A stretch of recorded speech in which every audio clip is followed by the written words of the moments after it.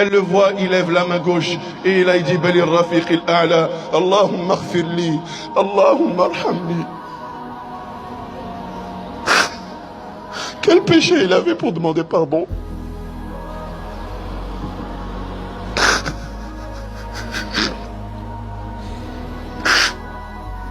Allahumma ighfir li, Allahumma arhamni. Oh Allah, pardonne-moi. Oh Allah, fais-moi miséricorde. Bali Rafiq al-A'la, mais la grande compagnie, mais la grande compagnie, mais la grande compagnie. Et là, sa main est tombée. Et là, Aïcha radiallahu anha a senti le poids de son époux sur sa poitrine. Elle a compris qu'il venait de quitter l'âme.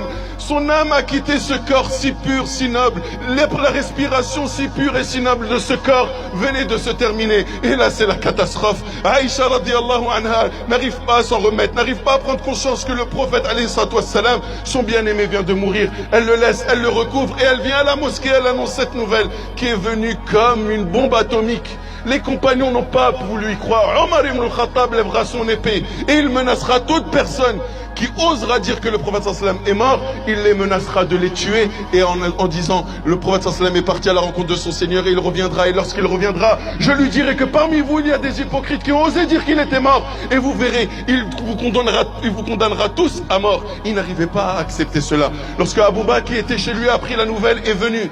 Il a traversé la mosquée et tout le monde dans leurs états, il rentre dans la pièce de sa bien-aimée. Il rentre et il voit un corps.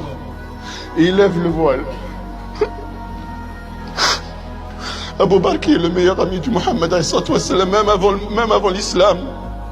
Son bien-aimé avec qui il a passé tant de moments, avec qui il a tant sacrifié, il le voit. Et il l'embrasse entre les yeux et lui dit Ya Khalila, oh mon bien-aimé. Il l'embrasse 2 à 3 reprises. Il lui dit, certes, la mort qu'Allah t'a promis, tu l'as enfin goûté, tu ne goûteras plus à la mort après cela.